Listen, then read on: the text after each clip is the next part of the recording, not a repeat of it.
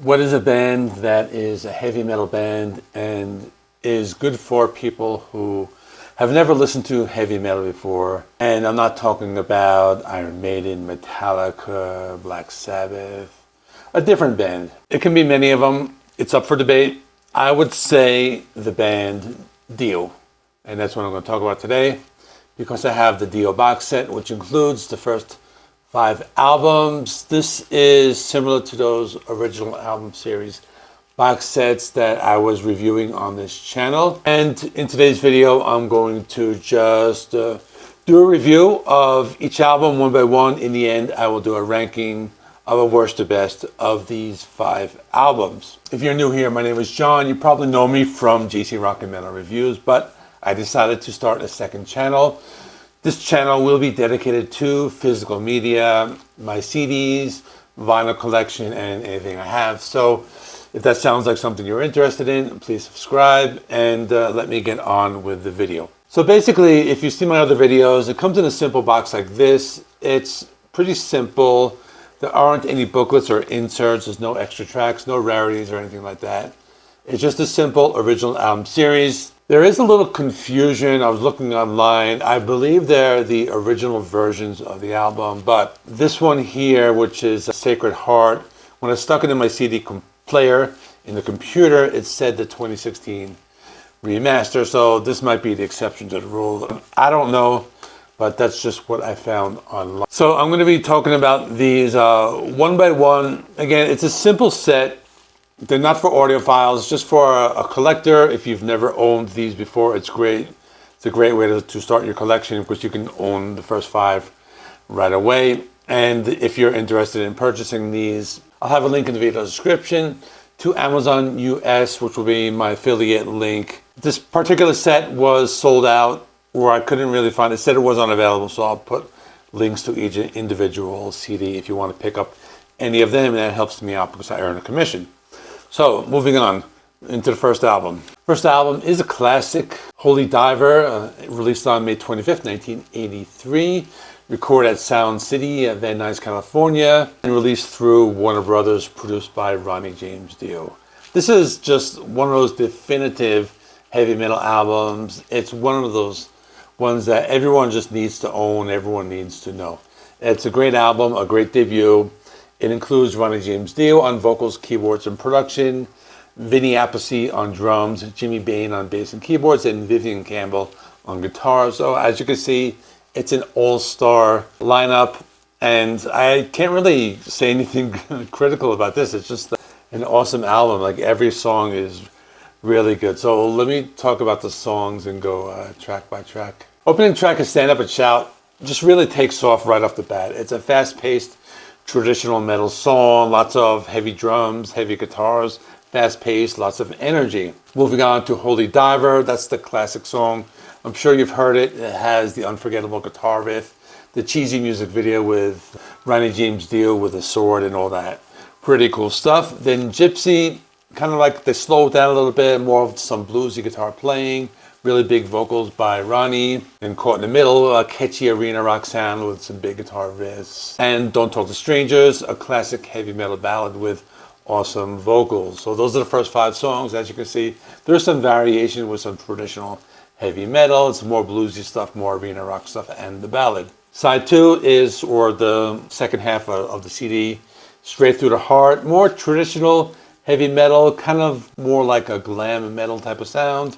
Invisible, I like the intro, really cool guitar tone. And then it's more of a slower doom metal, maybe kind of what Ronnie was doing with Black Sabbath on the 2 previous albums he was on before this came out. Then Rainbow in the Dark, a classic, great metal ballad, awesome keyboards, and last song, Shame on the Night.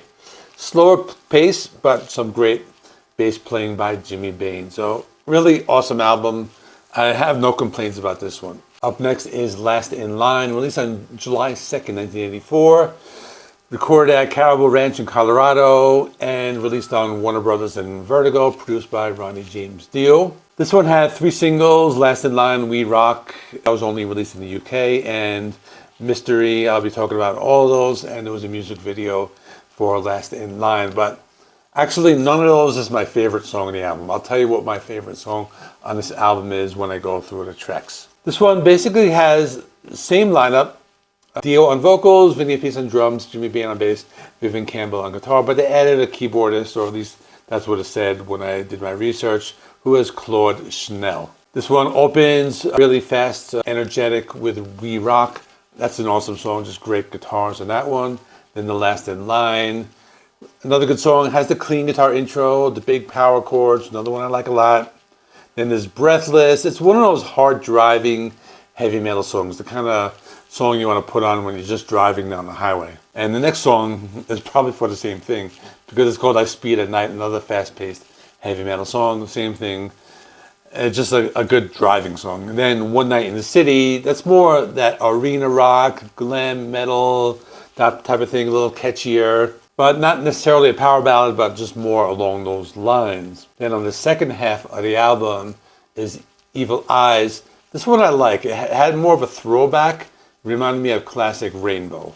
And Mystery, kind of like a power ballad, but an upbeat ballad with keyboards. Eat Your Heart Out, kind of a heavier song with big guitar chords. And my favorite song is 7 minutes long, Egypt, The Chains Are On. Really epic song, just big riffs. It's just like a really big song, and I really like it a lot. That's probably my favorite Dio song out of all of their albums. So there's that. Next is Sacred Heart, released on August 12, 1985, recorded at Rumba Recorders in Los Angeles. Released on Warner Brothers and Vertigo, produced by Ronnie James Dio. Includes 2 singles, Rock and Roll Children and Hungry for Heaven. This is an album, they got a lot more commercial. It's a lot more radio friendly. They kind of changed their style a little bit. This one I don't like as much, but they have the same lineup. They didn't change anyone in the lineup. Same people who were on the previous album, including Claude Schnell on keyboards. So let me jump right into the song. Opening track, King of Rock and Roll. You hear a live audience at first cheering, so I don't know if it's a live song. I don't think it is. I think they just put in that sound bite, but it's classic heavy metal with a faster beat. Then Sacred Heart, more of an 80s glam sound with a catchy chorus. Another Lie, more that 80s hard rock and a hard driving rhythm. Then Rock and Roll Children, a heavy rock song with bright keyboards, not necessarily a ballad, but I thought it was more along the lines of a rock band, something like Journey. That's what I thought of. Then Hungry for Heaven, another really good song, just arena rock with a big chorus, like the beat of a heart, more heavy blues, similar to Deep Purple. That's what I like about this album, at least. It has there are 2 songs like Deep Purple, which is the next one. Just Another Day, another one with hard driving rhythm. Chugging guitars also reminded me of Deep Purple. Then Fallen Angels, just more classic 80s arena rock. And Shoot Shoot, just typical hard rock, big guitars. This one, I kind of like it. It has some good songs. I don't like it as much. Similar to what Accept did that same year with Metal Heart. They kind of made a little commercial, but it's still decent. The next album I'm going to talk about is probably their most underrated album. It's just a really good one. Dream Evil, released on July 21st, 1987, and recorded at Village Recorder, Los Angeles. Released on Warner Brothers and Vertigo, produced by Ronnie James Dio. Released 2 singles, That Could Have Been a Dreamer, and All the Fools Sailed Away, but those are not the best songs. I'll tell you what the best songs are in a minute. This one has a slight lineup change. Vivian Campbell left the band in 1986 and features a former Rough Cut member who is Craig Goldie on guitar. And if I didn't mention it before, Claude Schnell was also from the band Rough Cut. I really need to do a video on that band. Would be a good topic. But anyway, as for the tracks, this is like one of my favorites as well. My opening track, Night People, heavier traditional metal with a faster beat. So I think they're going back to more of that traditional heavy metal sound, something similar to what they're doing on the first album, but there's going to be some references to their previous bands, which is Dream Evil, classic track. I think this one reminded me a lot of the band Rainbow, and one of my favorite songs on the album, Sunset Superman, really cool deep cut, very memorable chorus. All the Fools Sailed Away, another awesome heavy metal ballad with great vocals. Naked in the Rain, a song with a hard-driving rhythm and a memorable chorus. Over Love. It has an intro. It reminds me of Skid Row's Monkey Business, but that song came out like 3 years later. But it has that hard rock blues shuffle. Then I Could Have Been a Dreamer, classic traditional heavy metal. Face in the Window, more faster paced heavy metal. And When a Woman Cries, more bluesy hard rock and metal. So really good album. I think like the best songs are Dream Evil and Sunset Superman. Those are like really good songs. And this one is going to be ranking pretty high. Just a little spoiler for when I rank it at the end of the video. Last album, Lock Up the Wolves, and released on May 15, 1990, recorded at Granny's house in Reno, Nevada. I've never heard of that before. Released on Reprise and Vertigo, and produced by Tony Platt and Ronnie James Dio, with one single, Hey Angel. Now, they had a really big lineup change. Basically, Dio was the only person, or the only original member in the band. So they got like all these like new people. They got this 18-year-old guitarist named is Rowan Robertson, and they got a new drummer who's Simon Wright, who you might know from AC/DC because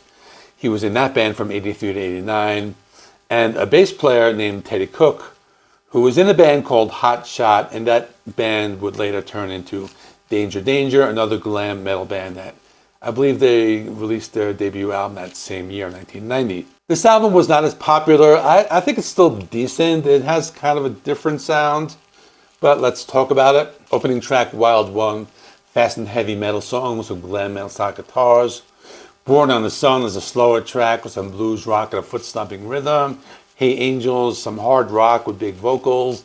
Between Two Hearts is a power ballad, some slower and heavier guitar riffs. Night Music is some of that 80s glam metal with some traditional heavy metal. And then the title track, Lock Up the Wolves, an 8-minute track with a slower pace. Going into the second half is Evil on Queen Street, slow bluesy foot-stomping rhythm, and then Walk on Water, more fast-paced heavy metal. Twisted has some more heavy metal and big vocals. Why Are They Watching Me is a mid-paced rocker with chugging guitars, which, by the way, was omitted from the cassette and vinyl releases, I think because of the length. And My Eyes, a slower paced song with softer sections, big guitar parts, kind of a power ballad. Also one of my favorites on the album, but I think it's a really underrated track. And now, before I go, time for the ranking. Okay, at the bottom is going to be between these two. Kind of hard to pick out. There are songs I like on each of them, so I'm not really sure where I go. I kind of like this more as a full album, and this one has some higher moments. But this is going to be my number 5, my number 4. My number 3 might be surprising, but I'm going with Last in Line. I know I said it has my favorite song of all time, but other than that, the rest of the album is solid, but I think the other ones are just a little more better. Or a little more better, that's right. Now, I'm going to be going back and forth between these ones. Which one should I pick? It's kind of hard to pick because they're both solid albums. I can't really pick a bad song on either of these, but I'm going to say this is going to be number 2. It was almost number 1, but it's going to be edged out a little bit by the debut because this is just one of those perfect desert island albums and a great starting point for somebody new to heavy metal. So that is all. Please check out this video here. It's another box set I did. I'll stick one of my recent videos there. And in the meantime, thanks for watching. Please give the video a like. It helps me with the YouTube algorithm. Please subscribe if you have not already. I do physical media stuff on this channel, so subscribe if you think it's something you would like. See you in the next one.